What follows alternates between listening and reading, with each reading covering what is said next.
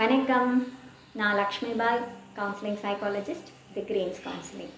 Okay, இப்போ ரீசெண்டாக ஸ்கூலில் ஒரு ஸ்டூடெண்ட் வந்தாங்க. அவங்களுடைய ஃப்ரெண்டுடைய அம்மா தவறி போயிட்டதாகவும், அங்கே போய் நான் எப்படி பேசணும், நான் என்ன செய்யணும், எனக்கு அவளை போய் பார்க்குறதுக்கே பயமாக இருக்குது, என்ன மேம் நான் செய்யணும் அப்படின்னு என்கிட்ட கேட்டாங்க. அப்போ தான் தோணுச்சு, நம்ம கூட அது மாதிரி சுச்சுவேஷன்ஸ் ஃபேஸ் பண்ணியிருப்போம்ல. கரெக்டு. ஸோ நான் அவங்கக்கிட்ட சொன்ன பதில் இதுதான். நீ ஒன்றும் செய்ய வேண்டாம், கண்டிப்பாக போ, அவள் பக்கத்தில் போய் நின்றுக்கோ, முடிஞ்சால் கையை பிடிச்சிக்கோ, இல்லை தட்டி கொடு, சும்மா பக்கத்தில் நின்றுக்கோ அப்படின்னு சொன்னேன். அவளும் தேங்க்யூன்னு சொல்லிட்டு போயிட்டான். அது அவ்வளோதான், முடிஞ்சிடுச்சு. பட் நம்ம கூட நிறைய கண்டலன்ஸ் போகிறோம், துஷ்டி வீட்டுக்கு போகிறோம். அங்கே நடக்கிற சில விஷயங்கள் எல்லாமே நம்மளோட மனசை பாதிக்கும். அந்த விஷயத்தை கேள்விப்பட்டோன்னா நமக்கே ரொம்ப ஷாக்கிங்காகவும் கஷ்டமாகவும் இருக்கும். அப்போ அந்த ஃபேமிலி மெம்பர்ஸ்க்கு அது பல மடங்காக இருக்கும் தானே. அந்த மாதிரி துஷ்டி வீட்டுக்கு போகும்போது நம்ம என்ன ஞாபகம் வச்சுக்கணும் அப்படிங்கிறத பற்றி நான் யோசித்தேன். அதனால் உங்கள் கூடயும் அதை ஷேர் பண்ணலான்னு நினச்சேன். மொதல் விஷயம், இறப்பு அப்படின்னா ஒவ்வொரு வீட்டில் சடங்கு அப்படிங்கிறது ஒவ்வொரு மாதிரி இருக்கும்.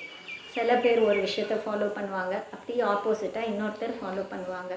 ஸோ அந்த வீட்டுக்குள்ளே இறந்தவர்களுடைய ரொம்ப க்ளோஸ் சர்க்கிளில் இருக்கிறவங்க, இல்லை அந்த க்ளோஸ் ஃபேமிலி மெம்பர்ஸ், அவங்க முடிவு பண்ணிக்குவாங்க என்ன பண்ணணும் என்ன பண்ண வேண்டாம் அப்படிங்கிறத.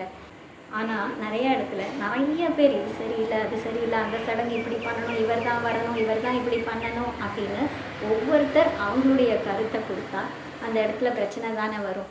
அந்நேரம் அது அவசியமே இல்லை தானே. அதனால் அந்த மாதிரியான விஷயங்களில் நம்ம தலையிடாமல் இருக்கிறதே நல்லது தான். ரெண்டாவது, நிறைய அவசியமே இல்லாத பேச்சு அங்கே நடக்கும். Unnecessary tax.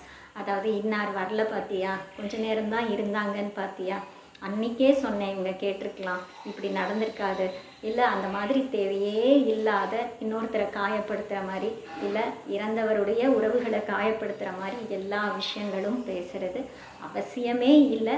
அது மேலும் மேலும் அங்கே இருக்கிறவங்கள காயப்படுத்த தான் செய்யுமே தவிர அதனால் ஒரு பிரயோஜனமும் இல்லை. மூணாவது விஷயம், நம்ம எல்லாருமே நோட் பண்ணியிருப்போம். சில பேர் வருவாங்க, வரும்போதே வெடிச்சு அழுவாங்க, பார்க்குறதுக்கே கஷ்டமாக இருக்கும். அவ்வளோ நேரம் சும்மா இருந்துட்டு இருந்தவங்க அவங்கள பார்த்தோன்னே நம்மளும் அழ ஆரம்பிப்போம். அந்த அளவு அழுவாங்க. அப்புறம் திடீர்னு கொஞ்சம் நேரம் பார்த்தா ரொம்ப நார்மல் ஆகிடுவாங்க, எல்லாரோடையும் சிரித்து பேசிகிட்டு இருப்பாங்க. சில பேர் அழவே மாட்டாங்க, இல்லை அவங்கள பற்றி இறந்தவங்கள பற்றி பேசிக்கிட்டே இருப்பாங்க. ஸோ ஒவ்வொருத்தர் ஒவ்வொரு மாதிரி அவங்களோட எமோஷன்ஸை வெளிக்காட்டுவாங்க. அப்போது சில பேர் அழலை பற்றியா அவன் அப்படி தான் அப்படின்னு நம்ம அவங்கள கமெண்ட் பண்ண வேண்டிய அவசியம் இல்லை. ஏன்னா உணர்ச்சிகள் அப்படிங்கிறது, அந்த வலி அப்படிங்கிறது ஒவ்வொருத்தருக்கு ஒவ்வொரு மாதிரி இருக்கும். அதை ஒவ்வொருத்தர் ஒவ்வொரு நேரத்தில் ஒவ்வொரு மாதிரி வெளிப்படுத்துவாங்க. ஸோ அதை பற்றி கமெண்ட் பண்ணுறதும் தவறான ஒரு விஷயம்தான். ஃபைனல் பாயிண்ட்டாக நான் சொல்லணும் அப்படின்னு நினைக்கிறது, உங்களுக்கு இறந்தவர் மேலேயோ இல்லை அவங்களை சேர்ந்தவர்கள் மேலேயோ கோபமோ வருத்தமோ இருக்கலாம். ஆனால் அதை காட்ட வேண்டிய நேரம் அது இல்லை. எதுக்கு போகிறோமோ இல்லையோ துஷ்டிக்கு போகணும் அப்படின்னு சொல்லுவாங்க. ஸோ கண்டிப்பாக அதை விசிட் பண்ணி அந்நேரம் அவங்களுக்காக அங்கே போய் நின்னாலே பெரிய விஷயந்தான். அதனால் அதையும் நம்ம ஞாபகம் வச்சுக்கணும். அடுத்து துஷ்டிக்கு போயிட்டு வந்துட்டா எல்லாம் முடிஞ்சதுன்னு இல்லை. நீங்கள் எவ்வளவு தூரம் அந்த இறந்தவருக்கோ அந்த ஃபேமிலிக்கோ நெருக்கமோ அதுக்கேற்றாற்போல் அவங்கள ஒரு ஃபாலோ பண்ணிக்கிட்டீங்க அப்படின்னா அதுவும் நல்ல விஷயம். என்ன எப்படி இருக்க, எல்லாம் ஓகேயா, வேலைக்கு போக ஆரம்பிச்சிட்டியா, என்னாச்சு ஏதாச்சுன்னு அவங்கக்கிட்ட ஒரு கேஷுவலாக ஒரு கால் பண்ணி விசாரிச்சுக்கிட்டீங்க அப்படின்னா அவங்களுக்கு அது பெரிய சப்போர்ட்டாக இருக்கும் கண்டிப்பாக. அவ்வளோதான். தேங்க்யூ. டாடா.